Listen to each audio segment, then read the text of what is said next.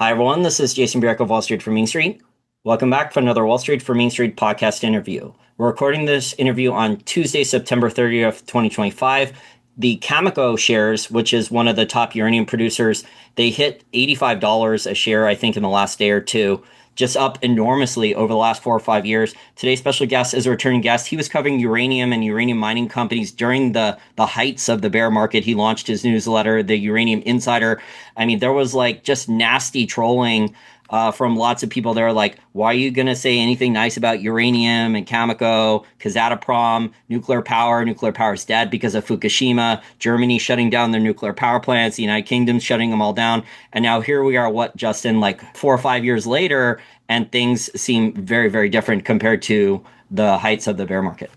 It's definitely been a wild swing in sentiment around nuclear since I first started looking at this sector, which was, 2017, 2018. And we launched the newsletter in 2019 and had at that point still a little bit of, let's call it contrarian optimism from the investing side of things. But the picture for the growth of nuclear wasn't extremely robust like it is now. It was still, I believe, at that time, an expected 1 to 2% compound annual growth. And the sector was so hated back then that it was a surprise to anybody who looked into it for a moment to see that it actually still was somewhat slightly growing. But fast forward to today, and we're expecting a 4 to 6% compound annual growth rate for nuclear going out to 2040 and beyond. And the active operating nuclear fleet of the world, with very few exceptions, has been extremely de-risked by the growth in electricity demand. That's not happening absolutely everywhere, but in most developed countries and developing countries, electricity demand is just going, up and to the right in a way that Well, we haven't seen in the West in 20 to 25 years. So well, it's become a especially the very, US. yep. Especially the US and China, because it seems like they're in a technology arms race with 5 or 6 key technologies. A lot of it's based on artificial intelligence software, data centers, but then that's also going to be applying to future technologies that integrate those things with like humanoid robots and drones and quantum computing. So the electricity demand growth, we're seeing this right now here in the US, like the consumer price index. I think the fastest growing thing in the consumer price index is electricity prices and electricity demand right now here in the US. Wow, that's not shocking whatsoever. Electricity growth, the demand growth is truly remarkable right now, and like you said, a lot of that's being driven by not only AI but actual data centers that are simply storing information. That both of those elements are growing extremely fast, and that's in addition to the growth in adoption of electric vehicles, which that is slowing down a bit but still growing. Electrifying everything, electrifying heat, electrifying cooking. Some of the big cities have been mandating this over the last years. So a growth across the board in demand for electricity has been very, very de-risking to this particular investment and to any sort of operational electricity producing assets. And in the States here, even coal plants are being de-risked somewhat.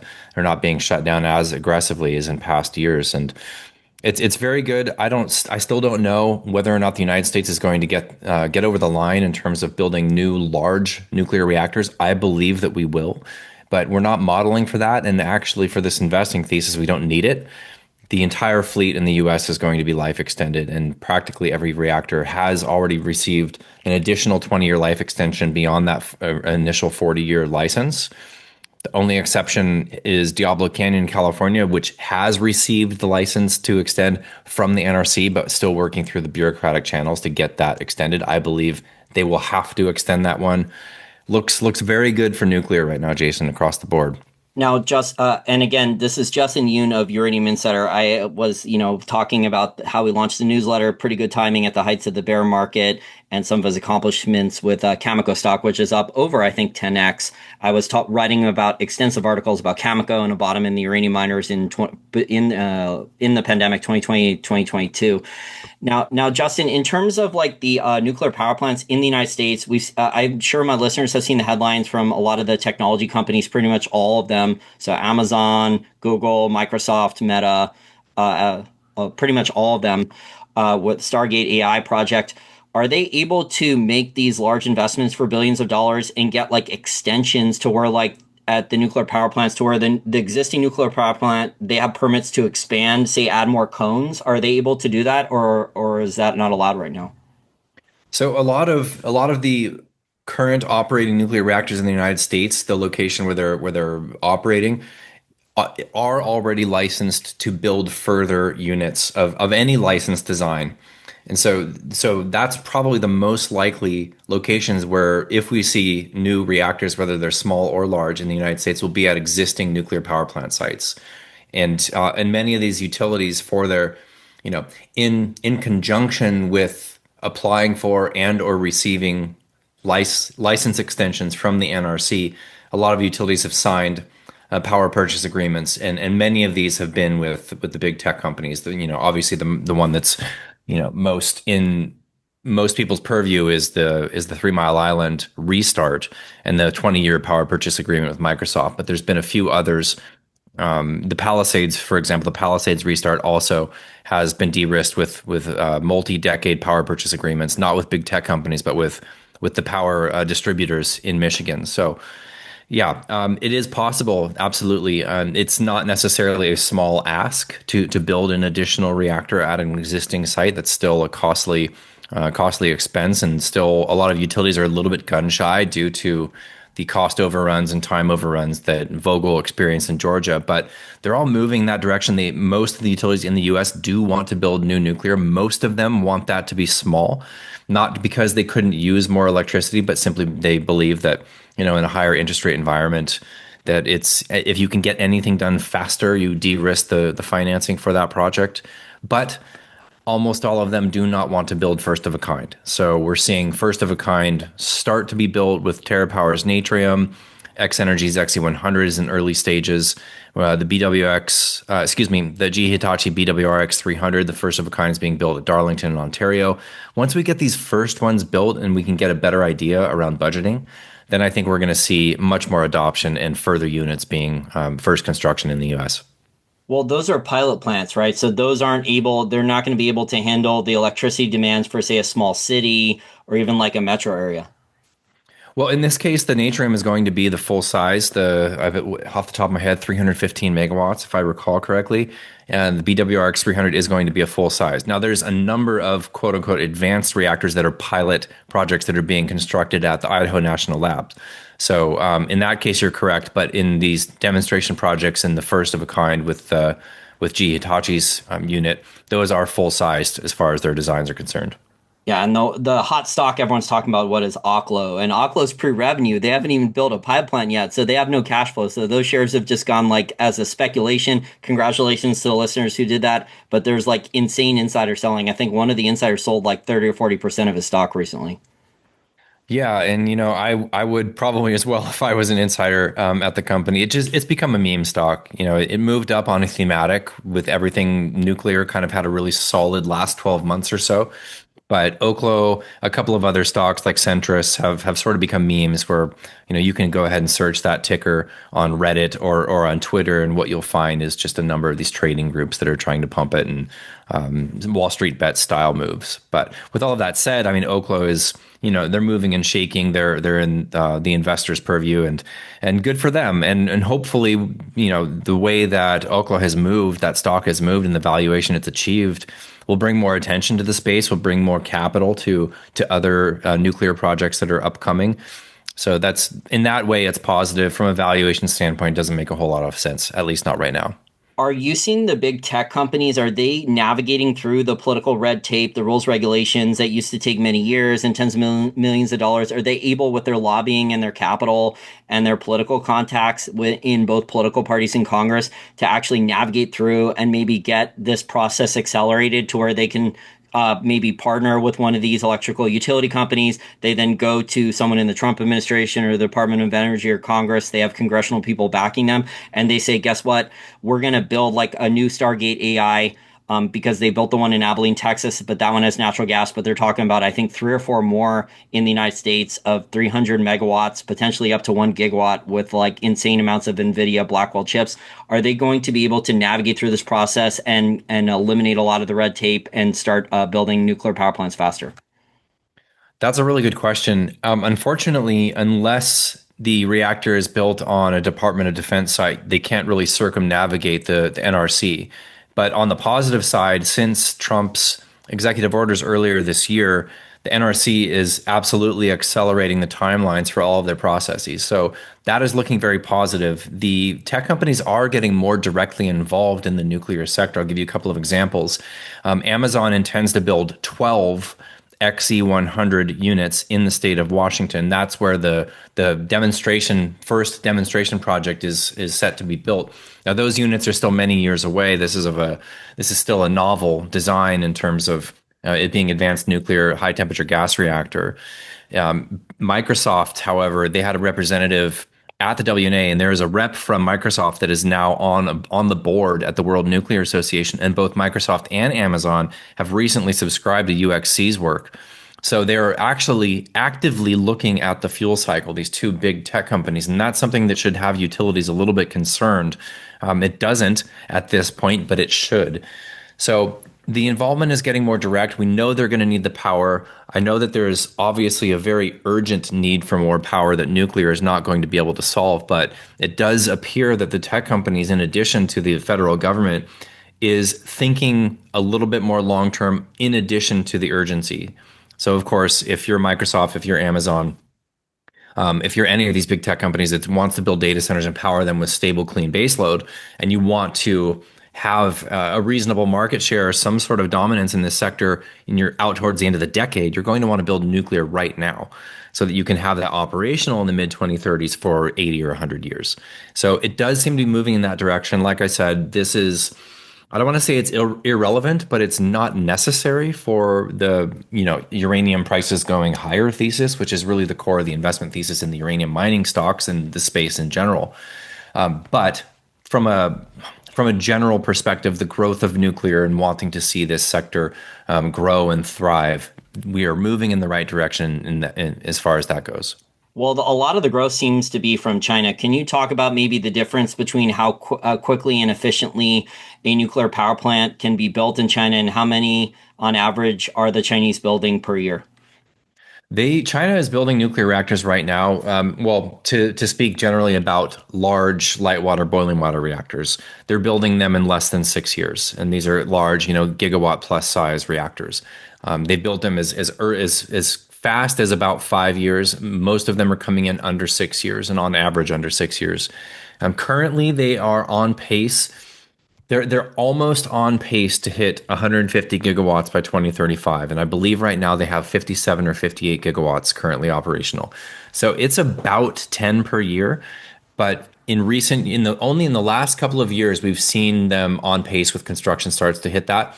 In years prior is a few less, so 5 or 6 per year.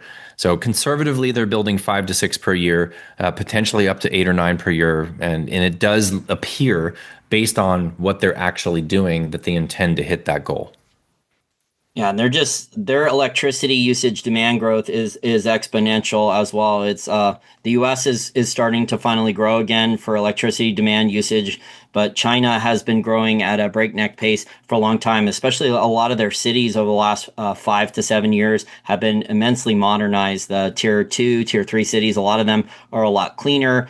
They've been installing a lot of solar panels and wind turbines. And on top of that, they've been building the nuclear power plants as well. So they've just been investing across the board in a lot of different energy.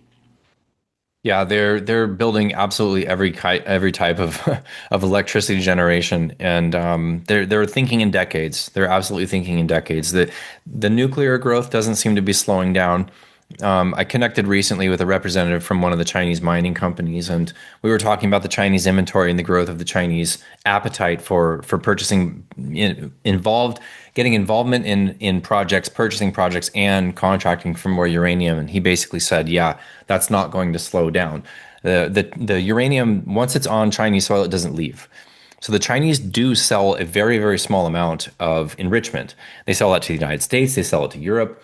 But our understanding is that seems to be roughly in line with the amount that they buy from Russia. So China's own domestic conversion, enrichment, fabrication, that all basically stays on Chinese soil. It doesn't leave, and they have relatively large inventories. Pushing 600 million pounds across the fuel cycle. That's U3O8, UF6, EUP. That also includes military stockpiles, or included in that number, which it's hard to say to delineate how much of that 600 plus million is for military use, but this is strategic sovereign inventory. They don't sell this. They couldn't care less about the price of uranium. So a lot of people think that the Chinese are actively trying to manipulate the price of uranium. And yes, the nuclear operators would prefer lower prices, but the uranium mining companies would prefer higher prices. They're both state owned, so they don't necessarily have aligned incentives there.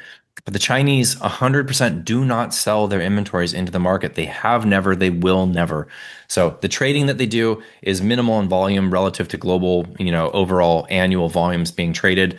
And the enrichment that they sell usually is roughly in line with what they are buying from Russia. So it's something that I know a few people have been concerned with over the years, but it's not going to be able to stop what we see coming in terms of overall utility demand and insufficient supply in the uranium side of things.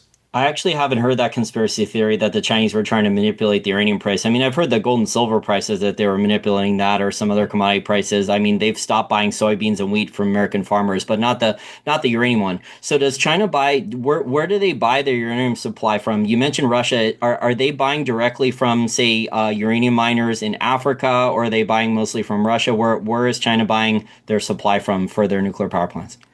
The bulk of the contracting that has taken place on behalf of Chinese utilities for uranium procurement has taken place in Kazakhstan. So, directly from Kazatomprom. Now, they're also the second largest JV partner with Kazatomprom. So, they have JV projects in Kazakhstan in addition to buying from Kazatomprom directly. So, that's the bulk of it. They have a very large mine in Namibia called the Husab mine. It produces 15, 16 million pounds a year, a gigantic open pit mine. All of that uranium goes straight to China. Those are the big ones. They have an offtake from Langer Heinrich, also in Namibia, Paladin's project. They own a small share of Patterson Lake in Canada that is not producing uranium and isn't expected to produce uranium necessarily this cycle. Most of their procurement comes from Kazakhstan, and so they're actively trying to develop new projects in China domestically in Inner Mongolia. They're looking at some of the idled projects in Niger as well. So the Azalik project, which was in development in the last decade and then halted because of too low of prices, they're looking at that. How much they'll get, how soon out of that, nobody really knows. So China, generally speaking, will continue to be net buyers as far as we can see out into the future. And if you consider 150 gigawatts by 2035, that's going to be 75, 80 million pounds per year consumed only by China in only 10 years. So that 600 million pound stockpile starts to look really, really small when you consider that they're shooting for 150 gigawatts. And by the way, as far as we can tell, they aim to continue that trend and reach 200 gigawatts by 2040, which is actually their stated goal as well. So huge consumption coming out of China and not a lot of domestic production. So we expect them to stay relatively active both in procurement and in project development globally. So I want to drill down a little bit more in Cameco because the share price is up enormously over the last 5 or 6 years. I mean, I remember during the heights of the bear market, I was getting just nasty social media messages from paying customers, from patrons. Why do you say anything nice about Cameco? This was during the heights of the bear market when it was stuck between $8 and $15 a share. They had been shutting down the uranium mines. They were basically running the company like a hedge fund, where I think they were going into the spot market and then buying the uranium for cheap like a hedge fund and then reselling it to the utility companies at a long-term contract price. Do you think Cameco can maintain steady profitability now? Is it a profitable operational business, or is this share price just based on what the uranium demand in the data centers? So a lot of what's happened to the share price has come from ETF flows and fund, just literally a flow of funds. And honestly, that's what moves this sector more than anything is swings in sentiment, swings in the flow of funds. You start to see the ETFs grow their outstanding share count rather than contract it, like we saw in the first half of the year, and that really moves, especially the large caps, the most. So when you have stocks like Centrus or Oklo just blowing out the upside as meme stocks, that pulls on URA, which pulls on everything else. So, everything is kind of connected. With all of that said, Cameco has sort of become more of a one-stop shop for all things uranium and nuclear. So if you want to play the story with one stock, that's kind of the stock to go to. You could go back a couple of years and you would see a lot of criticism over their contract book and how they, arguably signed a lot of contracts at too low of prices going back into the earlier part of the decade, which is generally true. Now that has a lagged effect, as the years go on, those old contracts roll off, and the significantly higher price that contracts that are well into the money in terms of profitability for the company start to be realized, and that's what we're going to see in the coming years. Now you have to look at what sort of cash flow is the company going to be seeing with each large AP1000 that Westinghouse is going to be building that Cameco has a 49% share of. So Cameco is that. They've got conversion at Port Hope, which nobody gives them any credit for, but conversion has been a very, very high priced part of their business over the past couple of years since the disruption in Russia. And with all of that said, then they have Westinghouse has fuel fabrication as well. Westinghouse also has the Springfields conversion facility in the UK, which looks like it will likely be at some point refurbished and restarted. So soup to nuts, all they're lacking is enrichment, but of course they have a minority share in global laser enrichment. They're highly likely to increase that stake in GLE, that they have a joint JV partner with Silex. And as soon as Silex or GLE gets some sort of funding from the DOE, which I believe is going to happen and could happen any day now, we think that Cameco will increase their position size. I believe it's to 70% that they're allowed to under that agreement. So it's kind of a one-stop shop for all things nuclear and uranium. On the uranium side of things, they're having a bit of trouble with McArthur River currently. Our understanding is that they're moving into a new zone of mining in that deposit. This zone appears to have a higher clay content, a little bit more difficulty in establishing the freeze walls. This is a underground mine, very high grade ore that pretty much exists in an aquifer. So they have to freeze the area around the deposit that's going to be mined. Extremely complicated, extremely expensive, and the ore is so high grade and so rich, and there's so much of it that it's well worth it and profitable for the company. But they're having some issues there, and we don't know exactly when that's going to be back up and running to full capacity. But we also know that their pipeline of projects is somewhat diminishing as far as tier one operational currently. So Cigar Lake is also moving into phase two, which our understanding is it's a little bit more difficult mining, a little bit more high cost mining, but they'll be able to do it. That's done in 2035. Cigar Lake is over. McArthur River is over in 2042 or 3. And if they ramp that to 24 million pounds, which they probably will at some point, that'll be done in 2040. So everybody's wondering, like, what is Cameco doing here? What are they going to do? Do they have enough tier two just with Rabbit Lake and a couple of other large undeveloped projects in the Athabasca, some tier two ISR stuff in the United States? Are they going to go after next gen / Arrow? That's the thing that everybody wants to know. So it's a wonderful stock to own and hold to play this whole cycle, both the nuclear side and the uranium side. Not really sure what their strategy is for uranium going forward. So we'll have to see how this plays out. Now, the Trump administration has talked about what strategic metal stockpiles, and they've done that for rare earth elements, or at least they're trying to do it for rare earth elements with funding and fast tracking that. Are they talking about that already for, say, like uranium enrichment? Because I think the U.S. has plenty of uranium supply to mine the uranium, but it seems like the U.S. over the last couple decades, they've really been importing a lot of enriched uranium from Russia and elsewhere. Do you think that the U.S. should fast track like a new uranium enrichment facility here in the United States, and that would solve a lot of the problems for the nuclear power plants? Yeah, I think that enrichment is moving in the right direction already. So there is funding that we're expecting to hear announcements literally any day now in terms of, I think there's an additional couple of billion that's available that is probably going to be dispersed across Centrus and BWXT and GLE and possibly General Matter, which has already received some funding. So it's already kind of moving in that direction. Enrichment Enrichment isn't as big of a bottleneck that everybody believes is. Is there insufficient enrichment domestically to satisfy the U.S. utilities? Yes, specifically if you're talking about U.S. owned. So Urenco has operations here in New Mexico, but it's not owned by the U.S. It's owned by a conglomerate of European countries, European companies, I should say. So We do need more enrichment domestically, but it's not a huge bottleneck in the fuel cycle. It's just a highlighted point because about 25% of the enriched uranium needs of the US fleet is bought from Russia. And so that's the main reason it's really in the crosshairs and in the spotlight of the Trump admin. The Trump admin has talked recently about reestablishing a strategic uranium stockpile, and I think that would be a very, very intelligent thing for the admin to do. It does look like that is highly likely to happen. We're going to have to see how the additional Section 232 petition and investigation works out and what they'll recommend. It's probably not going to be nothing. So that will most likely be a certain amount of funding annually for a certain amount of years of purchasing uranium from domestic miners here in the States. And that's something we have to look forward to. But yes, the fuel chain needs to be supported in the States. But I think generally speaking, if we see these sustained high prices in conversion and enrichment and eventually see higher prices in uranium that sustains for a while, the problem will generally solve itself, in my opinion.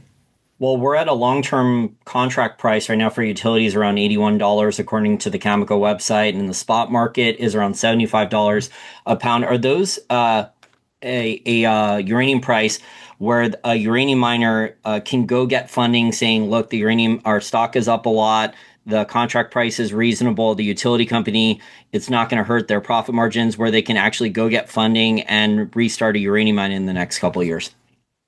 So, I mean, the short answer is yes and no. So right now we've seen a little bit of supply respond. We're seeing efforts for more supply to respond. And we're seeing a lot of effort on behalf of the state-owned entities to source as much uranium as they possibly can. The French, the Chinese, the Russians, they're doing what they can to get more supply online, sort of anywhere that they can. In terms of the publicly traded market, and especially in the West, we're still not at prices where some of the larger projects and the marginal cost projects have yet to make the decision to develop. And you know, the best highlight you can give is in Namibia. So Deep Yellow and Bannerman and Forsyth, these are large open pit projects, and none of them are actually moving towards direct development to eventually get into production. So, and the long-term price moved up a couple of dollars for UXC. So, and it stayed the same for Trade Tech. So it's now at 82. However, the UXC 3-year forward and 5-year forward jumped up by $5 and $3 per pound, respectively, for the month of September. So 3-year forward is $90, 5-year forward is 98. And that really tells you where the price is going for uranium. I think once we're above 100 and it stays there for a while, we're going to see more supply respond. But we've already modeled out the prospective mines with an assumption of prices rising. We don't see the market balancing anytime soon, Jason. So it's going to be very interesting to see how quickly the price moves, how stable it gets there. $100 for the term market and it stays there for a while. We'll see more supply respond, but we don't know what will happen on the spot price front. And most of the risks, barring, let's say, a nuclear incident, a nuclear accident, let's say, or a drastic change in demand for some other reason. I don't even know what that could possibly be. We expect most of the disruptions to be sort of right tail risks here. We could see further financialization of the sector. We could see more countries establishing strategic sovereign stockpiles in addition to China, which is pretty much the only one that's doing it. Both the US and the EU have talked about doing this very, very soon. And then, of course, we could see inventory restocking on behalf of certain utilities. And globally speaking, inventories are basically kind of stable here. A lot of utilities have been able to flex up on legacy contracts over the past 2 or 3 years and do what they can to buy enrichment. That was the big disrupted market with Russia, was conversion and enrichment. Now it's kind of time for uranium. That's the general feel, I would say, of the WNA conference, which I attended earlier in the month at in London. The conversion and enrichment markets have stabilized. Hopefully, fingers crossed, we'll see an end to the conflict in Ukraine and that market will sort of open up again in terms of the West voluntarily dealing with Russia. Of course, shipments from Russia have not been disrupted once, basically not at all since the war started. But uranium's time to shine. We need to see a lot of uranium procurement to fulfill into these contracts for conversion and enrichment, and that's what we have in front of us. And the growth for the new nuclear power plants China is building at a breakneck pace compared to the rest of the world. But the U.S. is not shutting down the older nuclear power plants, and it looks like potentially Europe could restart those plants. Japan probably will be restarting more of their nuclear power plants. I think about 18 months ago, because I've been interviewing you now for a couple years, every I don't know 3 to 5 months. Didn't you say that there was a 40 million pound or more deficit for supply for the uranium market? That's correct. And it's a little bit less than that this year, I would argue. But at the same time, we've also had disruptions both from Kazatomprom and Cameco. And then Cameco is going to come in 3 or 4 million pounds under from McArthur River this year. Kazatomprom is reducing their subsoil use agreement levels for 2026. So we're actually expecting somewhere around 160 million, maybe a little bit more than that on the supply side. And reactor demand for this year is about 195 million. So it's about a 35 plus shortfall in a structural between supply and demand based on reactor demand. But we've already seen, 4 million pounds plus, excuse me, we've seen more than that. I believe it's pushing 6 million pounds that Spud has procured this year in the spot market. Yellowcake still has some buying to do. So that secondary demand is absolutely there this year. So we're at the end of the day, we'll probably be north of 200 million pounds of actual demand of uranium for 2025, with primary mined supply about 160. We'll see about 10 million, 10 to 15 million in secondary supplies, primarily from underfeeding from Russia, but that number is dwindling as well. So overall, including secondary supply and secondary demand, still probably a 30 to 35 million pound shortfall for 2025. That's absolutely insane. And I don't see electricity demand collapsing. So I know electricity prices are going up. I don't know what the governments are going to do about it exactly, but if they made it easier for a lot of these energy companies, whether it's natural gas pipelines, liquefied natural gas exports, oil and natural gas drilling, nuclear power plants, we need to invest across the board. We're seeing just more and more announcements, Justin, like almost every day now from a technology company, Oracle, Microsoft, Amazon, the big tech companies, the utility companies. You're seeing Chinese technology companies. Europe has been behind on this for years. Europe's starting to catch up now, announcing these data center projects. They just brought online the Stargate AI, the first phase. They're announcing additional expansions for that one in Abilene, Texas. And I think they just announced with OpenAI another 3 or 4 facilities, data center facilities they're going to be building in other parts of the United States in the Midwest. So it sounds like there's going to be the potential there for even more electricity demand growth going forward, as long as the capital is spent and we start to see these projects under construction. Yeah, there's no real end in sight to the growth of that. It's hard to say. I mean, there's definitely some kind of macro analysts out there that are believing that the growth projections for AI data centers will ultimately come shorter than what we're expecting. But with all of that said, it doesn't matter sort of at all for nuclear. It's just a de-risking already. So all these plants are being extended as it is based on the growth that's happening right now. How much it grows in the next 5 years is not really going to affect this investment. It could affect sentiment. We've seen some of the nuclear stocks, and that'll trickle into uranium stocks sometimes when one of the tech companies comes back and reduces the amount that they're spending this year, even though it's still a shockingly high number. So Yeah. sentiment can kind of shift around a little bit, but as far as we can tell, Jason, it's going up and to the right and steeply so. Well, I have just in the United States alone, and this is not counting the Stargate facility, but all the other CapEx budgets for the other big tech companies, that's only 5 or 6 companies. They were projecting $300 billion just in 2025. So that's an insane number. That's not counting spending in Europe. That's not counting spending in Japan. That's not counting spending in China. And there's a lot of announcements from the Chinese technology companies. I think Alibaba just said where they're going to put about 50 billion in commitments. And then we're seeing what announcements from Oracle. We're seeing announcements from the data center construction companies that are announcing contracts. So it's wild the pace that they want to build these data centers out, and it's not in any one place except for Northern Virginia, where I am, 20 minutes outside of Washington D.C. Yeah, it truly is. These numbers are clearly just unbelievably shocking.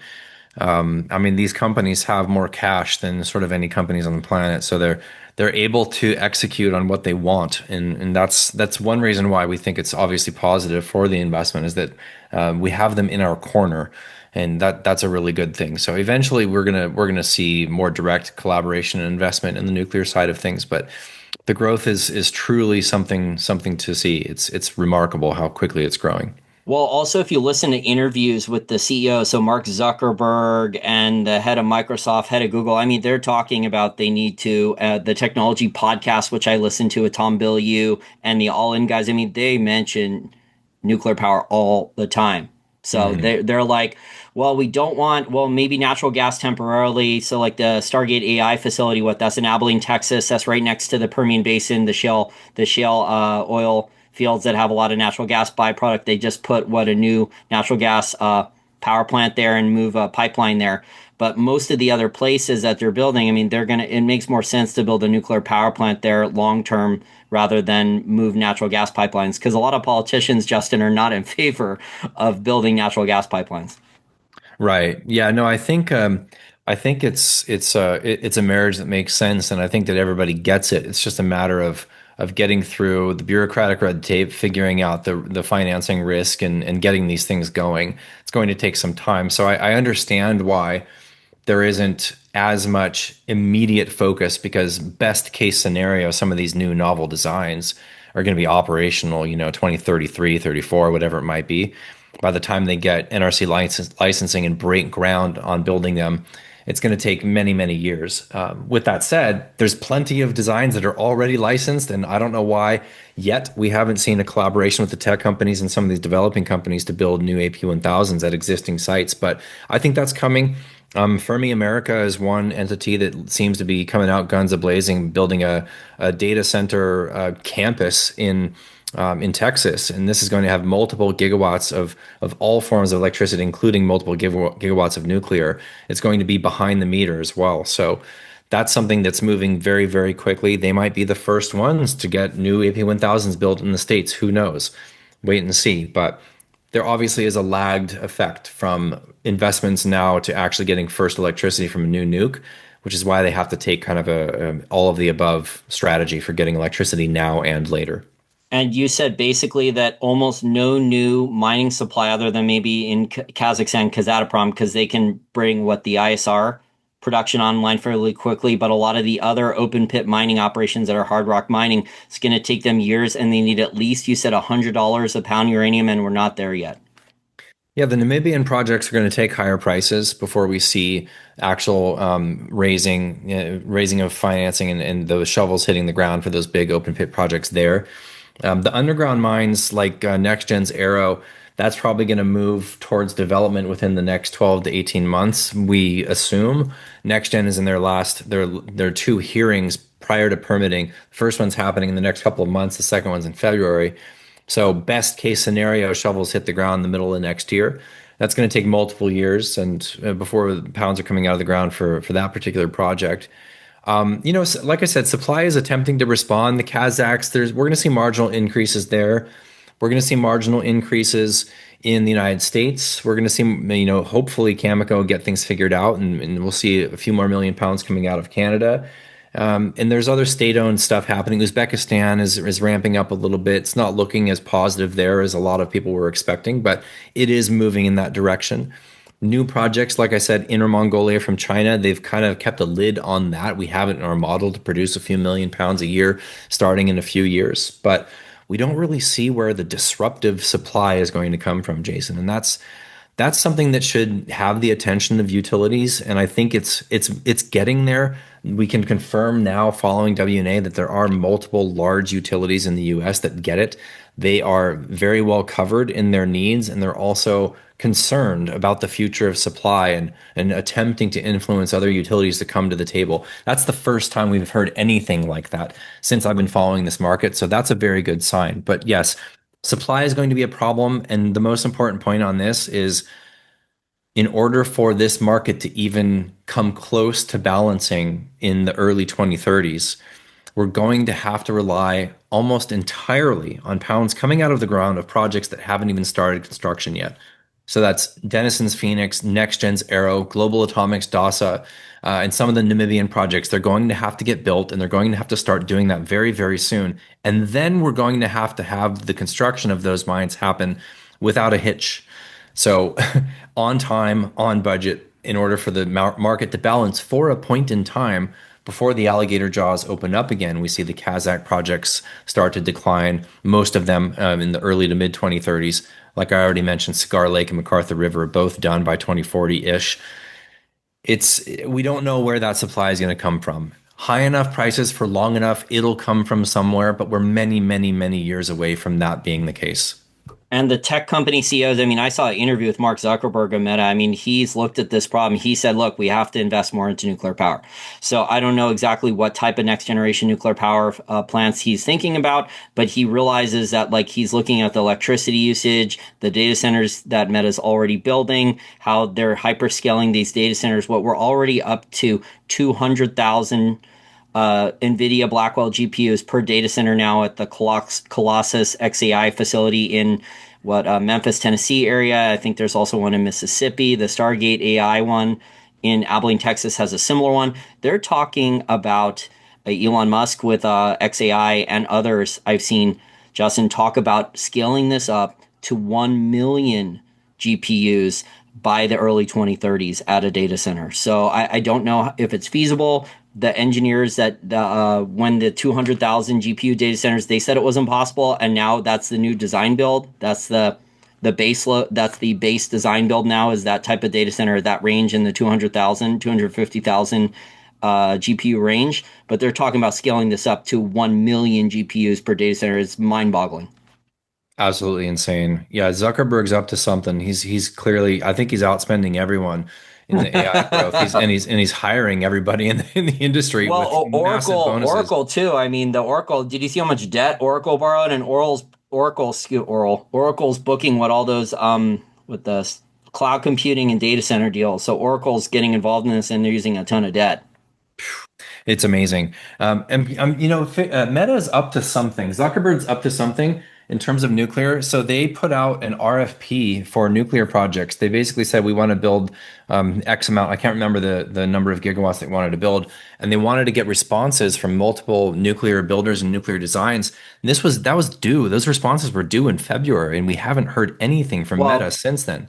Elon has said publicly, and I think Google just said something similar. Google wants to build a 1 gigawatt data center, I think in Wisconsin. They're talking early 2030s, and Elon Musk is talking about similar stuff with XAI. The two facilities he has, one in Mississippi and one in Tennessee, scaling those up to 1 gigawatt and 1 million GPUs each. Insane. Yeah, Yeah, I these can't numbers are even. mind-boggling. Yeah, it just doesn't sound feasible. But then again, the 200,000 ones didn't sound feasible, and now that seems to be the normal design build that all of them are aiming for. Right. It's wild. And Absolutely wild. that's what 300, 400 megawatts at those facilities, the Stargate AI and the Colossus one. So those are like, that's going to be the new normal. That's way larger than the data centers we have for like Netflix and YouTube for normal streaming and normal internet usage. Yeah, I mean, this trend is absolutely real. I think AI is going to be so unbelievably disruptive in ways that most people aren't considering, and positive and negative. And obviously, there's a lot of doubt, I would say, amongst the investing community in terms of how this sector is going to grow and what these companies will be able to achieve in terms of profitability coming from AI. And I would just say that the people running these companies aren't stupid. And I don't think they're just going to burn, light $300 billion on fire. They are obviously seeing something that most people are not. They are seeing adoption of whatever AI elements they have currently on offer, probably at rates that we can't even understand. And I think that they have a vision for how to utilize AI in the data center capacity that they're building right now for the future. So I wouldn't doubt these people. I wouldn't bet against them. And clearly they are seeing the way that the wind is blowing. And I honestly think AI is potentially going to be bigger than the internet in terms of its disruption of how civil society operates. And I think that it's going to be embedded in absolutely everything technology wise in a very, very short period of time. It's certainly going to use a lot more electricity than the regular internet, because I think like whether you're using a regular chat GPT search on your phone, the back end there, all the servers that OpenAI for chat GPT needs are insane. So I think like the average search or query or prompt on ChatGPT, it uses a lot more electricity than a regular standard Google search or one of the other internet browsers. And that's not even talking about the new types of artificial intelligence software, Justin. The new ones are the video. I mean, they're releasing like fully artificial intelligence, like digital made. It's not based on real content. Like they just released a 2026 World Cup commercial that they made for 2 minutes long with Shakira in it. I don't know if you saw it, but I that was didn't know. it was fully AI made, and it Wow. probably cost like a fraction of the price to hire like a Hollywood director and actors, and it's like in full 8K, but it probably required an enormous amount of time and electricity. Crazy. I did not see that. That's yeah. It's it's going to be so disruptive. It's a trend that isn't going away. Well, That's for sure. what they're doing now. 50 Cent released one of these. He took one of his old songs from his hit album, I think in 2003, and he added it to another genre. So he's been remixing. He's been playing around with the artificial intelligence video software and remixing old songs with different types of genres. So they just did one with Snoop Dogg too. I just saw out that he mixed in like in one of his old songs with a different type of music genre. So they've been playing around with that. So, and I think Hollywood with video games, animation, CGI for movies, I think like that's where it's headed. There's not going to be as many human beings employed. It's all going to be this artificial intelligence software, and I don't think that trend's going to stop. Yeah, I agree with you. Well, it's good for electricity usage demand growth. So if you're investing into what natural gas and nuclear power, I mean, as long as this trend continues, I don't see the demand collapsing. Yeah, 100%. That's one thing that's very unique about uranium is the demand is relatively stable and relatively easy to model. So it's not something that can be flipped. It can't be like a flip of a switch, like you'll see with OPEC deciding just on a whim to produce more or produce less, or the Chinese increasing or decreasing lithium supply as they wish. It's one of those markets that can't really be influenced in that way. So the electricity demand is extremely de-risking to the existing fleet globally, and therefore this investment for sure. Well, I had someone compare the total electricity usage of a next generation data center that's being proposed to an aluminum smelter that uses around 1 gigawatts of electricity and power to aluminum smelt. But that's super sensitive. I mean, they could shut that down. The aluminum prices fall, the energy costs go up.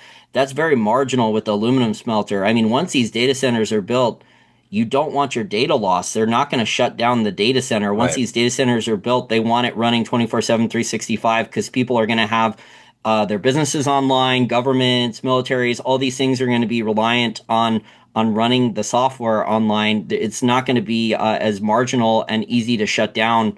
Why would you want to shut it down then and risk all your data going away? Yeah, that's my understanding as well, Jason, is once these are operational, any hiccup in electricity availability is extremely detrimental to the data center and how these chips function. So, yeah, you're 100% right. It needs to be Well, base load, needs to be always on. and the cooling systems that are required to cool down the GPU Yep. chips. So, I mean, yeah, you can put solar panels on the data center. Yeah, maybe you can put, if you're in Texas, like Abilene out there in the middle of nowhere, you can put some wind turbines, but they can't be your base load. So you Yeah, have to have natural gas. You have to have nuclear power. You have to have reliable base load. Maybe if you want to save a little bit of money, you can run solar and wind during the day if the weather's not too bad, but you have to have the base load there because if the data's lost, I mean, you're going to get sued. for sure. Yep, 100%. Yeah, you're going to put someone out of business. So there's going to be angry people. You're going to get sued. Right.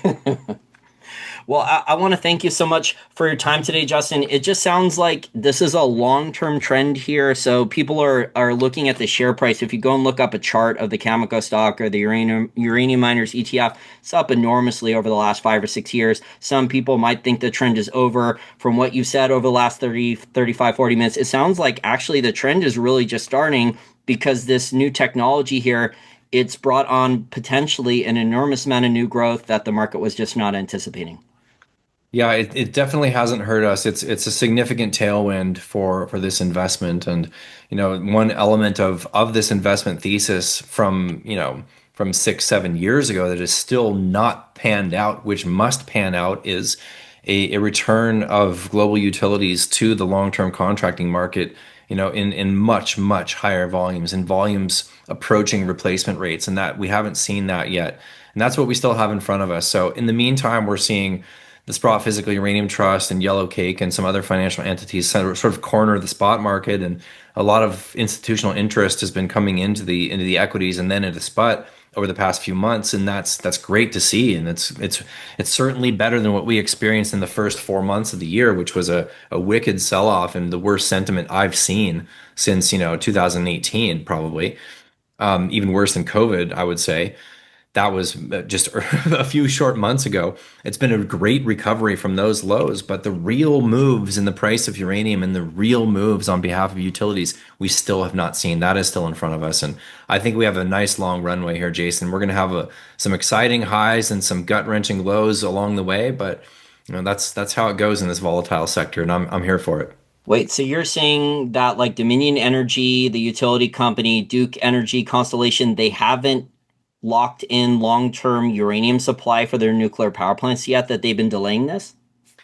They have to some extent. The U.S. utilities are decently covered for the near term, right? So you're going out 2.5 years. On average, the utilities are decently well covered.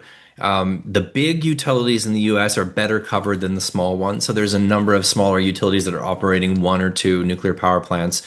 The Constellations, the Dukes, the Vistras, the Dominions, they're all better covered, and they're amongst those, I don't want to say smarter utilities, but they have fuel buyers that there's a few fuel buyers, primarily in the U.S., but abroad there's a couple as well that are actually more aligned with, let's say, the investors. That is to say, either they have their own model of supply and demand and have acted on that model in expectation of increasing prices by making sure that they have covered themselves well enough for a little bit longer out on the curve. But there's, generally speaking, utilities in the US, despite how robust the growth is of their business and the increasing prices of electricity and the power purchase agreements and life extensions of their fleet, they're not going to cover their fleet for 20 years. The uranium market goes up and down, and they get, renewed budgets on an annual basis. So they'll come in, they'll cover off what they need to cover off. The prices are going to do what they do. So as shocking as that is, and as obvious to anybody who's actually spent the time on modeling the sector out, that we've got a supply problem and highly likely to see much higher uranium prices in the next few years. Plus, utilities don't really go out and cover beyond a few years, to speak very generally, with the exception of the Chinese. So yes, much more procurement. In fact, the numbers coming from the relatively conservative UXC is that there's more. There's what is it? Around 2 billion pounds of uncovered utility requirements out to 2040, and we're looking at 300 or 400 million uncovered just out to 2030. So there's still a lot of uranium that has to be procured from utilities. We still have not seen that yet. It's shocking that they haven't locked that up yet. You would think that they would have done that over the last year or two, because I think you've talked about in past interviews that the uranium price, it wasn't that much of their input costs. It would have made more sense just to lock up some of the supply, make sure they have it secured, rather than risk a couple years from now there not being supply available, or the Chinese have locked up the supply. But the data center construction, I mean, like, people see the capital expenditures. They're seeing the people on business television talk about the AI bubble, and it's over. Really, a lot of the construction, Justin, it's just starting. Yes, they just finished the first phase of the Stargate AI facility. Yes, Elon Musk has two very large Colossus AI data center facilities. Those are the only two ones that are actually online. The companies have actually spent a bunch of money, many billions of dollars, tens of billions of dollars each, and those facilities are still under construction. They're going to be coming online in the next couple of years, and we're just seeing the headlines that they're announcing more. I think like Stargate projects, there's another three or four more, maybe five, that were announced all over the Midwest in the United States. They're going to build one, I think, in the United Arab Emirates. Russia was talking about one, since they have cheap natural gas, that they want a massive new data center. So anywhere with cheap natural gas or can accelerate nuclear power plant growth, if they have the capital, it makes sense that they want to have a data center facility there supplied with cheap energy for the new technologies that are going to be coming online. Yep, you're absolutely right. And speaking of the UAE, their building of the four reactor plant at Baraka was one of the more recent success stories outside of China for new nuclear, and they're looking at building multiple gigawatts more of nuclear. And part of the reason is an expansion of their data center and AI growth. So, yeah, it's happening. It's absolutely happening, Jason. Well, please tell my listeners more about the Uranium Insider newsletter because you cover this better than anyone. This is all you do, right? Yeah, we're 100%. We're 100% focused on the uranium market, and we focus a lot of our energy on the physical market. So, keeping tabs on what is happening in both the spot market and the long-term market, and distilling that down to what you need to know as an investor, because it can be a very complicated and complex market, despite the fact that demand from utilities is relatively stable, and once you have the spreadsheets for all of the reactors globally, then you kind of can pretty easily model that out, which we have and which we do. We have our own internal models that inform our investing decisions. But we have an in-depth monthly newsletter that's pushing 40 to 50 pages. We do a monthly members-only webinar. I do weekly video updates for our membership, and we put out a daily communication that tracks the SPUT and ETF flows and highlights the main news stories for that day. We have a focus list portfolio that's more of a fundamental buy and hold. We also have a trading portfolio we call our dynamic model portfolio. We launched back in February, which is up 62% year to date, significantly outperforming URNM. So, yeah, this is all we do. We live, eat, and breathe uranium and the uranium market. And like I said, we've been doing this for many, many years. We've got a great network and a really good team built up, and we see a really strong runway ahead of us for multiple years. Yeah, I agree. Congratulations on your success. I know when you launched the newsletter, you were wondering exactly the timing, how long it would take, but it's finally paid off. And I do not think the nuclear power and uranium run is over. I honestly think it's fairly early on in the stage. Maybe if there wasn't this next generation data centers and all the artificial intelligence software technology, if there wasn't that opportunity for the growth, there wouldn't be as much future growth. But I think the stuff I'm seeing, there was an article for listeners out there on Futurism, which is a technology research website. And they were talking about the new artificial intelligence video software, which is what a lot of the Hollywood people, the animation people, the video game people, the people on social media with memes and commercials are playing around with. And they were talking about the energy usage just to make like a really good couple minute video. And they were saying like it's not linear. They're saying to go from like a 2 minute video up to like a 10 minute video, it's almost an exponential increase in energy and electricity usage to make these amazing things that we're seeing online right now. Wow. Yeah, that's truly astonishing. It's an unbelievable trend, and we're definitely here for it.